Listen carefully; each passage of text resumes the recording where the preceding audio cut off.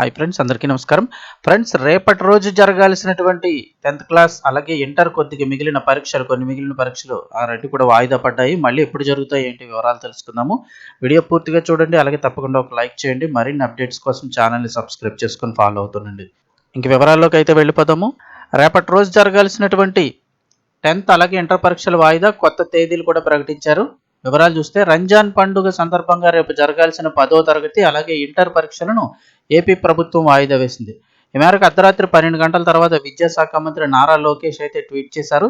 ఆంధ్రప్రదేశ్లో ఈసారి రంజాన్ పండుగ శనివారం నాడు జరుపుకోవాల్సి ఉండడంతో, అంటే మార్చి 21వ తారీఖున జరుపుకోవాల్సి ఉండడంతో రేపు జరగాల్సినటువంటి 10వ తరగతి అలాగే ఇంటర్ పరీక్షలను వాయిదా వేస్తున్నట్లు ప్రకటించిన నారా లోకేష్ మళ్ళీ కొత్త తేదీలను కూడా వెల్లడించారు. దీంతో 10th ఇంటర్ విద్యార్థులు ఈ తేదీలను ఖచ్చితంగా గమనించి గుర్తుపెట్టుకోవాల్సి ఉంటుంది. ఏపీలో రేపు శనివారం నాడు ఇంటర్మీడియట్ పబ్లిక్ అడ్మినిస్ట్రేషన్ పేపర్ 1 అలాగే మరియు లాజిక్ పేపర్ 1 పరీక్షలు జరగాల్సి ఉంది.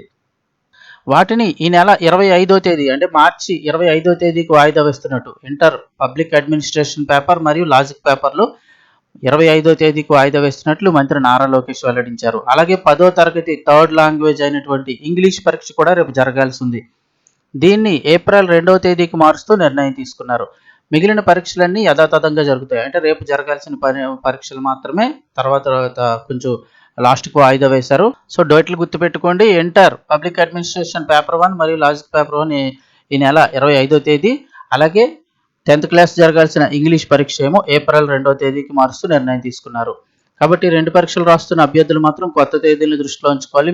మిగతా పరీక్షల్లో ఎలాంటి మార్పు లేదని విద్యార్థులు, తల్లిదండ్రులు, అధికారులు ఈ విషయాన్ని గమనించి సహకరించాలని విద్యాశాఖ మంత్రి నారా లోకేష్ అయితే కోరారు.